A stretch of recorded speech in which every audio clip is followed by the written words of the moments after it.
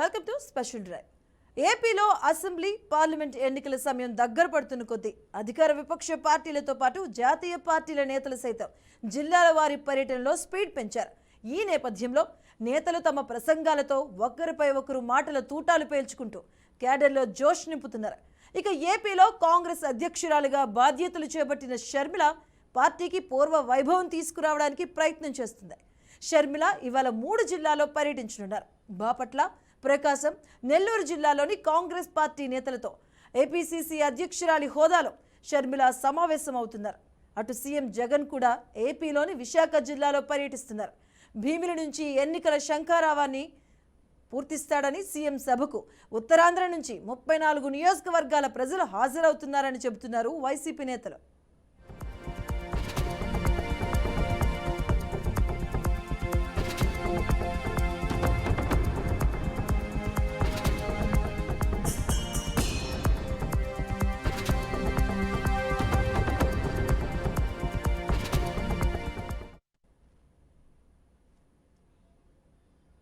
ఇక AP PCC chief YS Sharmila, YSR Congress party నేతల మధ్య మాటల యుద్ధం కొనసాగుతుంది. ఓ జాతీయ న్యూస్ ఛానల్ వేదికగా సీఎం జగన్ కాంగ్రెస్ పార్టీ విభజించు పాలించు అనే సూత్రం మీదుగా ఏపీని 2గా విభజించి ఇప్పుడు తన కుటుంబాన్ని కూడా అదే తీరుగా విభజించాలని చూస్తుందన్నారు. తనపై చేసిన వ్యాఖ్యలను ఏపీసీసీ అధ్యక్షురాలు వైఎస్ షర్మిల తిప్పికొట్టారు. ఏపీలో రాజన్న రాజ్యం ఎక్కడా కనిపించడం లేదన్నారు షర్మిల.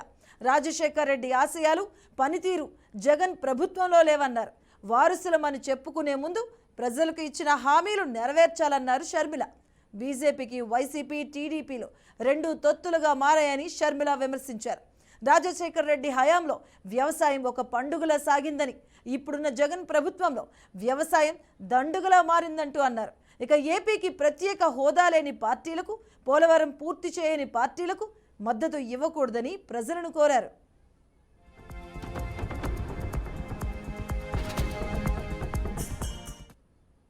అయితే షర్మిల చేస్తున్న వ్యాఖ్యలను ఖండిస్తూ ప్రభుత్వ సలహాదారు సజ్జల రామకృష్ణారెడ్డి కౌంటర్ ఇచ్చారు.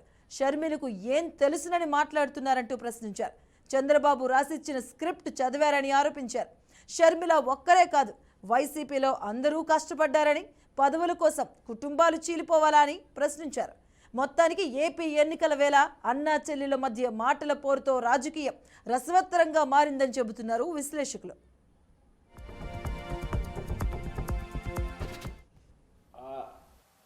హఠాత్తుగా ఆకాశం నుంచి ఊడిపడినట్టు అటు నుంచి రావడం, నిన్నటి వరకు తెలంగాణ రాష్ట్రంలో ప్రయోగం చేయడం, ఆ తర్వాత ఉన్నట్టుండి ఇక్కడ ప్రత్యక్షం కావడం, అక్కడ ఉన్న వాళ్ళలో ఎక్సెప్ట్ కేవీపీ గారు తప్ప ఆమెకు వ్యక్తిగతంగా సన్నిహితంగా తెలిసిన వాళ్ళు లేరు.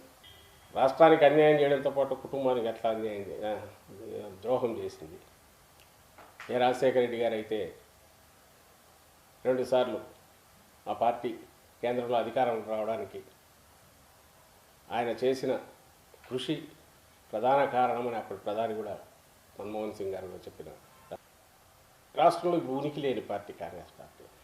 ఈరోజు ఉన్నట్టుండి ఆమె వచ్చి అక్కడ కొద్దిమంది చేరిన దగ్గర హఠాత్తుగా ఆవేశంగా ఒక్కసారిగా భాష యాస కూడా మార్చి గత 10 ఏళ్లలో రాష్ట్రానికి ఎంత అన్యాయం జరిగిందో ముక్కును బట్టి వరుసపెట్టి తనకు తోచినవి చంద్రబాబు నాయుడు రోజు ఏ డైలాగులు చెప్తాడో అవే మాట్లాడుతుంది.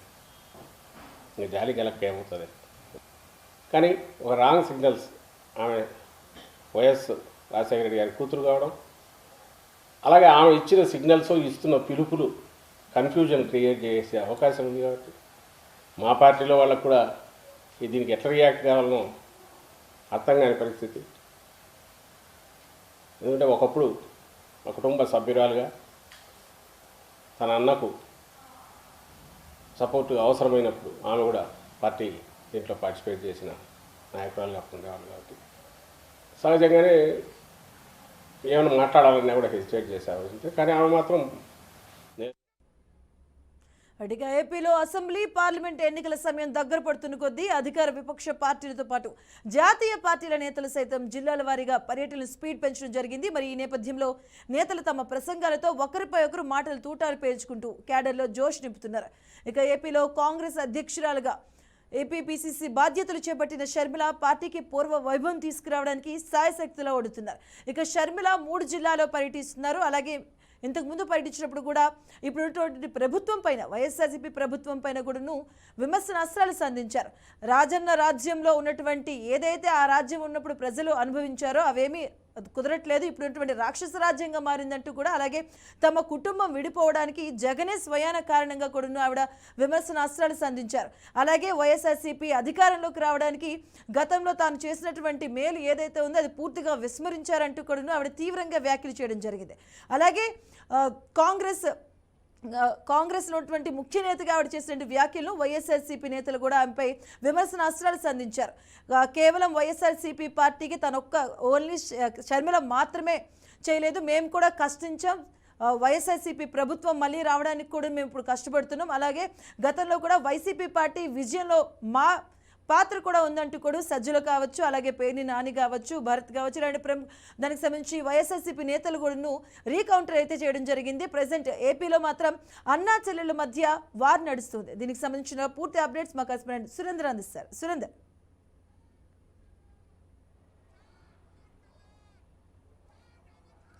ఎస్ మధు, మీరు అన్నట్టుగానే ఏపీలో మాత్రం అన్నా చెల్లెల మధ్య యుద్ధం అయితే తీవ్రస్తరం అవుతోంది. రోజు రోజుకు ఇటు వైఎస్ షర్మిల ఇచ్చాపురం నుంచి కడప వరకు జిల్లాల వారీగా పర్యటనలు చేస్తూ ఉంది. మరోవైపు ఈరోజు సీఎం వైఎస్ జగన్ కూడా భీమిలి కేంద్రంగా ఎన్నికల శంఖారావాన్ని కూడా ప్రారంభించబోతున్నారు. కాంగ్రెస్ పార్టీకి బాధ్యతలు తీసుకున్నప్పటి నుంచి కూడా వైఎస్ షర్మిల తన అన్న మీద విమర్శలు మాత్రం ఎక్కువ పెడతా ఉంది. అలాగే దాన్ని తిప్పికొట్టే ప్రయత్నంలో భాగంగా వైసీపీకి చెందినటువంటి కొంతమంది పెద్దలు కూడా షర్మిలను విమర్శిస్తూ ఉన్నారు. ఈ ప్రతి విమర్శలు ప్రతిరోజు ఏదో ఒక రకంగా కొనసాగుతున్నాయి. ఇదే విషయం మీద మనతో మాట్లాడడానికి కాంగ్రెస్ పార్టీ సీనియర్ లీడర్ అలాగే మీడియా సెల్ చైర్మన్ తులసిరెడ్డి గారు ఉన్నారు. ఆయన అడిగి తెలుసుకునే ప్రయత్నం చేద్దాం. సార్ చెప్పండి, అసలు ఈరోజు ఏపీలో అన్నా చెల్లెల మధ్యన యుద్ధం అని చెప్పొచ్చు, అటు విమర్శలకు ప్రతి విమర్శలు చేస్తూ ఉన్నారు. ఇది ఎలా చూడొచ్చు అసలు? అంటే మా లక్ష్యం, కాంగ్రెస్ లక్ష్యం వచ్చేసి రాబో సార్వత్రిక ఎన్నికల్లో అంటే 2024లోనే అటు కేంద్రంలో ఇటు రాష్ట్రంలో కాంగ్రెస్ పార్టీ అధికారంలోకి రావడం అనేది మా లక్ష్యం. కాబట్టి మేము అధికారంలోకి రావాలంటే నేచురల్గా కేంద్రంలో బీజేపీ ప్రభుత్వం ఉంది, రాష్ట్రంలో వైకాపా ప్రభుత్వం ఉంది. కాబట్టి ఈ 2 పార్టీలను ఓడించాలి. అదే సమయంలో ప్రతిపక్ష పార్టీలు కూడా ఓడిపోతేనే మేము అధికారంలోకి వచ్చేది. కాబట్టి మా దృష్టిలో జగన్ పార్టీ ఓడిపోవాలి, టీడీపీ పార్టీ ఓడిపోవాలి, జనసేన పార్టీ ఓడిపోవాలి, బీజేపీ ఓడిపోవాలి. అవి ఓడిపోతేనే మేము అధికారంలోకి వచ్చేది. కాబట్టి మాకు జగన్ ఒక్కడే రాజకీయ ప్రత్యర్థి కాదు, మిగతా అన్ని పార్టీలు కూడా రాజకీయ ప్రత్యర్థులే. మేము అధికారంలోకి రావడం అనేది మా లక్ష్యం. దాంట్లో న్యాచురల్గా రాష్ట్రంలో వైకాపా ప్రభుత్వం అధికారంలో ఉంది కాబట్టి న్యాచురల్గా ఆ ప్రభుత్వం మీద వైఫల్యాల మీద కొంత ఫోకస్ ఎక్కువ ఉంటుంది. అంతే తప్ప మాకేదో వీళ్ళు శత్రువు రాజకీయ ప్రత్యర్థులు మిగతా వాళ్ళు వచ్చేసి వాళ్ళు మిత్రులని కాదు. మా దృష్టిలో ఆంధ్రప్రదేశ్లో బీజేపీ అంటే బి అంటే బాబు, జే అంటే జగన్, పి అంటే పవన్.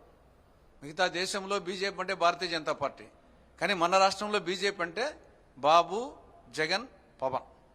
బాబుకు ఓటేసినా బీజేపీకి ఓటేసినట్లే, జగన్కు ఓటేసినా బీజేపీకి ఓటేసినట్లే, పవన్కు ఓటేసినా బీజేపీకి ఓటేసినట్లే. కాబట్టి బీజేపీకి ఓటేయడం అంటే మన రాష్ట్రానికి దేశానికి తీరని ద్రోహం చేసినటువంటి ఆ పార్టీకి ఓటేయడం అంటే అది ఏమాత్రం వచ్చేసి కాంగ్రెస్ పార్టీ ఒప్పుకోదు. కాబట్టి మా దృష్టిలో మేము అధికారంలోకి రావడం అనేది మా యొక్క లక్ష్యం. ఆ లక్ష్య సాధన కోసమే పోతున్నాం. అంటే సార్, ఇప్పుడు మొన్న జరిగిన ఒక మీడియా సంస్థతో కూడా సీఎం జగన్ కాంగ్రెస్ పార్టీ ఏపీని విభజించింది, అలాగే కుటుంబాల కలహాలు కూడా తెచ్చిపెట్టే ప్రయత్నం చేస్తూ ఉందని ఒక మీడియా సంస్థతో చెప్పాడు. దీని ఏ విధంగా? ఇప్పుడు ముందు కుటుంబాన్ని చీల్చింది ఎవరని ఆలోచిద్దాం. జగన్మోహన్ రెడ్డి తండ్రి వైఎస్ రాజశేఖర రెడ్డి ఏ పార్టీ? కాంగ్రెస్ పార్టీ. ఆయనకు 6 సార్లు ఎమ్మెల్యే టికెట్టు, 4 సార్లు కడప ఎంపీ టికెట్టు ఇచ్చింది కాంగ్రెస్. ఆయన్ను 3 కాంగ్రెస్ ముఖ్యమంత్రుల కేబినెట్లో మంత్రిగా చేసింది కాంగ్రెస్. విజయభాస్కర్ రెడ్డి గారు, అంజయ్ గారు, బోన వెంకట్రామ్ 3 ముఖ్యమంత్రుల కేబినెట్లో మంత్రిగా చేసింది కాంగ్రెస్. ఆయన 2 సార్లు పిసిసి అధ్యక్షుని చేసింది కాంగ్రెస్. ఒకసారి సిఎల్పి లీడర్ను చేసింది కాంగ్రెస్. 2 సార్లు ముఖ్యమంత్రి చేసింది కాంగ్రెస్. చివరికి ఆయన చనిపోయిన తర్వాత ఆయన పేరు మీద జిల్లా పేరునే మార్చడం జరిగింది. ఈ కడప అనే దానికి చాలా సిగ్నిఫికెన్స్ ఉంది. కలియుగ దైవం వెంకటేశ్వర స్వామి నిలయమైన తిరుమలకు తొలి గడప కడప. అటువంటి కడప పేరుని తీసేసి వైఎస్ఆర్ జిల్లాను పెట్టడం జరిగింది. కాబట్టి రాజశేఖర రెడ్డి కాంగ్రెస్ పార్టీ, రాజశేఖర రెడ్డి తమ్ముడు వివేకానంద ఏ పార్టీ? కాంగ్రెస్ పార్టీ. రాజశేఖర రెడ్డి గారి కూతురు శర్మారెడ్డి గారిదే పార్టీ? కాంగ్రెస్ పార్టీ. జగన్మోహన్ రెడ్డి ఒక్కడే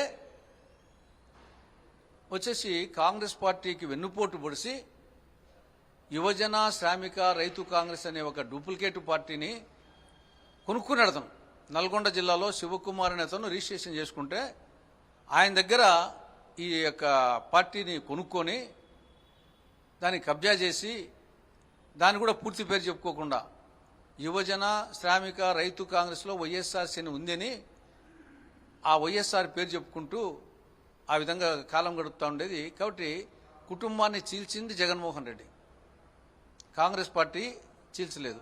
నువ్వు కాంగ్రెస్ మీ తండ్రికి, మీ చిన్నాన్నకు, మీ చెల్లికి వాళ్ళు ఉన్న పార్టీకి వెన్నుపోటు పొడిచిపోయినావు. కాబట్టి నువ్వు మీ కుటుంబాన్ని చీల్చింది జగన్మోహన్ రెడ్డి, వైఎస్ కుటుంబాన్ని చీల్చింది నాట్ శర్మిలారెడ్డి. అంటే ఇటు ఏపీలో కీలకమైనటువంటి పోలవరం ప్రాజెక్టు కావచ్చు, ఇటు ప్రత్యేక హోదా మీద కానీ మీ పార్టీ తరపున ఏం చెప్పబోతున్నారు? ఇవి వచ్చేసి కాంగ్రెస్ పార్టీ మానస పథకాలు. ఇవి మాకు ఆ రోజు రాష్ట్ర విభజన సందర్భంగా హైదరాబాద్ నగరము అన్ని విధాలా డెవలప్ అయినటువంటి సిటీ తెలంగాణ రాష్ట్రానికి పోయింది. కాబట్టి ఆ మేరకు సీమాంధ్రకు కాంపెన్సేషన్ చేసేదానికోసం ఆ రోజు సోనియా గాంధీ గారి నాయకత్వంలో మన్మోహన్ సింగ్ గారు ప్రధానమంత్రిగా 3 వరాలు ఇవ్వడం జరిగింది. ఒక వరం రాష్ట్రానికి సంజీవని లాంటి ప్రత్యేక హోదా, రెండవది రాయలసీమకు ఉత్తరాంధ్రకు బుందేల్ఖండ్ తరహా స్పెషల్ డెవలప్మెంట్ ప్యాకేజ్, మూడవది విభజన చట్టంలో 108 సెక్షన్లు 13 షెడ్యూళ్ల కింద దాదాపు 5 లక్షల కోట్ల రూపాయలు విలువ చేసే ప్రయోజనాలు రాష్ట్రానికి అందించడం. దాని కింద కడప జిల్లాలో స్టీల్ ప్లాంటు, నెల్లూరు జిల్లా దుగరాజపట్నంలో ఓడరేవు, పోలవరాన్ని పూర్తి చేయడం, Visakha metro rail, Vijayawada metro rail, Visakha railway zone, Visakha Chennai industrial corridor, Kakinada petrochemical complex, 13 కేంద్రీయ సంస్థలు, ఐఐటితో సహా 13 కేంద్రీయ సంస్థలు స్థాపించడం. ఇవన్నీ ఆ రోజు కాంగ్రెస్ ఇవ్వడం జరిగింది. కాంగ్రెస్ పార్టీ అధికారంలోకి వచ్చి ఉంటే 2014లో ఇవన్నీ ఈ పార్టీకి ఎప్పుడూ అమలైండేటి, లేదు 2019లో వచ్చినా అమలైండేటి. కానీ దురదృష్టవశాత్తు కేంద్రంలో 2 సార్లు బీజేపీ వచ్చింది, రాష్ట్రంలో మొదటిసారి టీడీపీ, రెండోసారి వైకాపా. వీళ్ళకు చేత కాదు, వాళ్ళు ఇవ్వరు. కాబట్టి ఇవి ఖచ్చితంగా కాంగ్రెస్ పార్టీ అధికారంలోకి వస్తే పోలవరాన్ని పూర్తి చేయడం, కడప జిల్లాలో స్టీల్ ప్లాంట్ ఏర్పాటు చేయడం, మిగతా చట్టంలోని ప్రతి అంశాన్ని తూచా తప్పకుండా అమలు చేయడం జరుగుతుంది. దాదాపు 10 ఏళ్లుగా మరుగుడం పడినటువంటి కాంగ్రెస్ పార్టీ షర్మిలా రాకతో ఒకసారిగా మొత్తం రాష్ట్ర వ్యాప్తంగా కూడా కొంత ఊపు వచ్చింది. ఈ ఊపు రేపు ఎన్నికల్లో కూడా ఎలా ఉండబోతోంది, ఎన్ని చోట్ల పోటీలు ఉండబోతున్నారు, ఎన్ని సీట్లలో సాధించబోతున్నారు?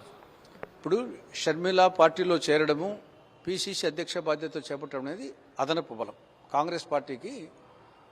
మీరు చెప్పినట్టు 2014లో పూర్ రిజల్టే, 2019లో పూర్ రిజల్టే. కానీ కర్ణాటక ఎన్నికల ఫలితం తర్వాత అనూహ్యంగా ఒక మార్పు వచ్చింది. తెలంగాణ ఎన్నికల ఫలితాల తర్వాత అది మరింత పుంజుకుంది. యాక్చువల్గా కర్ణాటక ఎన్నికల ఫలితానికంటే ముందు తెలంగాణలో కూడా ఇదే పరిస్థితి. అక్కడ బీఆర్ఎస్ బీజేపీ మధ్య పోటీ అని ఉండేది.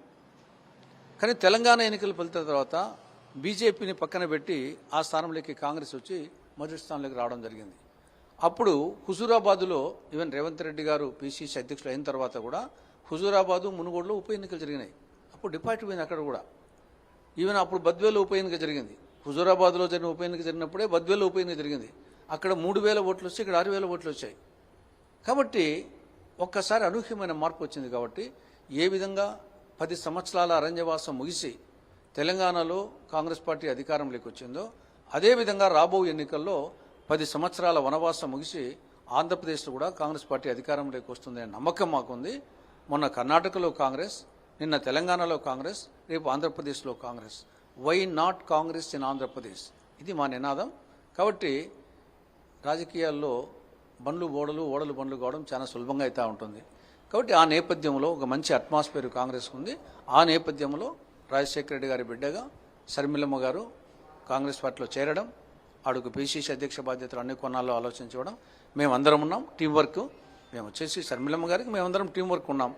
కాబట్టి మేము ఆవిడకు అన్ని సహాయ సహకారాలు అందిస్తాం. ఆవిడ విస్తృతంగా తిరుగుతూ ఉంది. తర్వాత వచ్చేసి సమస్యల మీద సూటిగా ధాటిగా సమస్యల మీద ఎక్స్పోజ్ చేస్తూ ఉంది. కాబట్టి ముందుగానే కాంగ్రెస్ పార్టీకి కంచుకోట. ఉమ్మడి తెలుగు రాష్ట్రాలు, ఉభయ తెలుగు రాష్ట్రాలు మొదటి నుండి కూడా నెహ్రూ కుటుంబానికి కాంగ్రెస్ పార్టీకి కంచుకోటలు. ఈవెన్ 1977లో ఇందిరాగాంధీ గారు స్వయంగా ఓడిపోయిన నేపథ్యంలో ఉత్తరప్రదేశ్లో ఇక్కడ 42కు 41 ఎంపీ సీట్లు గెలవడం జరిగింది. మళ్ళీ 1980లో కూడా 42కు 41 ఉమ్మడి ఆంధ్రప్రదేశ్లో. కాబట్టి మొదటి నుండి కంచుకోట. ఆ యొక్క గత వైభవం పునరావృతం అవుతా ఉంది, చరిత్ర పునరావృతం అవుతా ఉంది. 1994 నుంచి 2004 వరకు 10 ఏళ్ళ అధికారంలో లేదు.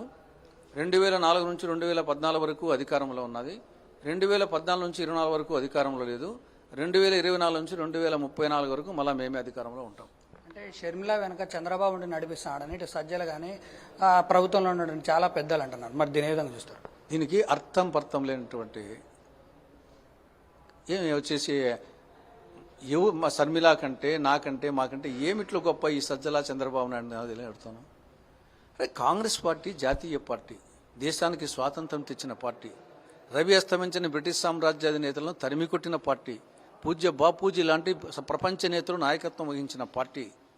కాబట్టి ఇది ఒక మర్రి చెట్టు, ఇది ఒక జీవనది, గంగానది లాంటిది, హిమాలయాల పరిధి ఉన్నతమైంది. కాబట్టి ఇవన్నీ వచ్చేసి ఒక మర్రి చెట్టుకు ఊడల లాంటి పార్టీలు ఇవన్నీ. చంద్రబాబు నాయుడు ఏ పార్టీ నుండి వచ్చినాడు, జగన్మోహన్ రెడ్డి ఏ పార్టీ నుండి వచ్చినాడు, కేసీఆర్ ఏ పార్టీ నుండి వచ్చినాడు, వీళ్ళందరూ కూడా కాంగ్రెస్ అనే వటవృక్షానికి, మర్రి చెట్టుకు, మహోన్నతమైన మర్రి చెట్టుకు ఊడల్లాంటి వాళ్ళు. వీళ్ళు మమ్మల్ని శాసించే శక్తి వీళ్ళకుందా? ఆంజనేయుని ముందర పిల్లకోతి కుప్పిగంతులు వేసినట్టు వీళ్ళు మా ముందర. కాబట్టి వీళ్ళు మాకు నడిపేది, వీళ్ళు మమ్మల్ని డిక్టేట్ చేసేది ఏముంది? వాళ్ళ చేతులు ఏమన్నా, వాళ్ళు బీజేపీ చేతిలో కీలు బొమ్మలు. చంద్రబాబు నాయుడు తర్వాత వచ్చేసి జగన్మోహన్ రెడ్డి, పవన్ కళ్యాణ్, వీళ్ళు నరేంద్ర మోడీ, అమిత్ షా చేతిలో కీలు బొమ్మలు. కబాలీ సినిమాలో రజనీకాంత్ కబాలీ సినిమాలో చెప్పినట్లు ఒక పాత తెలుగు సినిమాలో ఒక పాత విలన్ గల్లలుంగి కట్టుకొని ఇక్కడ ఘాటు పెట్టుకొని మీసం మెలేసి ఏ కబాలీ అని పిలవగానే చేతులు కట్టుకొని ఒంగోని ఎస్ బాస్ అంటారే, అటువంటి పార్టీలు 3 వైకాపా, టీడీపీ, జనసేన, బీజేపీ చేతిలో. కాంగ్రెస్కు బీజేపీకి కేంద్రంలో వచ్చేసి పూర్తిగా మా రాజకీయ ప్రత్యర్థులు మేమిద్దరమే. కాబట్టి వాళ్ళ చేతిలో కీలుబొమ్మలుగా ఉండే చంద్రబాబు నాయుడు మమ్మల్ని డిక్టేట్ చేసేవాడా? సార్, ఫైనల్గా ఇప్పుడు కడప జిల్లాకు సంబంధించి షర్మిల పర్యటన రోజున చాలా మంది సీనియర్ లీడర్లు కూడా పార్టీలోకి వచ్చే అవకాశం ఉందని విస్తృతంగా ప్రచారం జరుగుతోంది. ఇప్పటికే మాజీ మంత్రి అహ్మదుల్లా కూడా పార్టీలో ఇడుపులపై కేంద్రంగా జాయిన్ అయినారు. ఎలా ఉన్నాయి? అంటే చర్చలు జరుగుతున్నాయి ఇప్పుడిప్పుడే. ఈరోజు రేపు మరింత ముందుకు పోవడం జరుగుతుంది. రేపు సాయంత్రానికి ఒక క్లారిటీ వస్తుంది. ఇప్పుడు చర్చలు జరుగుతున్నాయి. అంటే కాంగ్రెస్ పార్టీ హయాంలో ఇటు రాజశేఖర రెడ్డి కానీ తనతో పాటు సమకాలీకులు అందరూ కూడా ఎలా ఉండబోతోంది? అంటే ఎవరైనా లిస్టులో ఉన్నారా? చాలామంది ట్రస్ట్లో ఉన్నారు, చర్చలు జరుగుతూ ఉన్నాయి. న్యాచురల్గా వచ్చేసి ఇంకొకటి ఏమంటే ఈ మా భయంతోనే వైకాపా వాళ్ళు, టీడీపీ వాళ్ళు ఇంకా క్యాండిడేట్స్ అనౌన్స్ చేయలేము మన జిల్లాలో, ఆ భయంతోనే. కాబట్టి కొందరు శర్మిల రేపు వచ్చినప్పుడు మన్నాడు వచ్చినప్పుడు చేరే వాళ్ళు ఉంటారు. తరువాత కొంత టీడీపీ, వైకాపా క్యాండిడేట్స్ ఎవరుంటారు అని ఆలోచన చేసే వాళ్ళు కూడా ఉన్నారు. ఇది శర్మిల గారు ఎల్లుండితోనే చేరేది, ఆడికి ముగింపు ఉండదు. తర్వాత కూడా అనేక మంది చేస్తారు. షర్మిల రాకతో కాంగ్రెస్ పార్టీకి అదనపు బలం మారింది. ఇప్పటి వరకు ఉన్నటువంటి ఎవరైతే ముఖ్యమంత్రులు ఉన్నారో ఇటు తెలంగాణలో, ఏపీలో ఇప్పుడు ముఖ్యమంత్రులు కావచ్చు, మాజీ ముఖ్యమంత్రులు అందరూ కూడా బీజేపీ చేతిలో కీలుబొమ్మలే. కాబట్టి చంద్రబాబు నాయుడు మా ఉన్నటువంటి షర్మిల వెనక ఉన్నాడు అనేది అవాస్తవం. వీళ్ళందరూ కూడా మా రాజకీయ ప్రత్యర్థులు, బీజేపీతోనే మా పోరాటం ఎప్పటికీ కొనసాగుతూ ఉంది. రేపు రాబోయే ఎన్నికల్లో కాంగ్రెస్ పార్టీ అధికారంలోకి రావడానికి టీం వర్క్ చేస్తున్నామని చెప్పి తులసిరెడ్డి చెప్తున్నటువంటి పరిస్థితి. రైట్.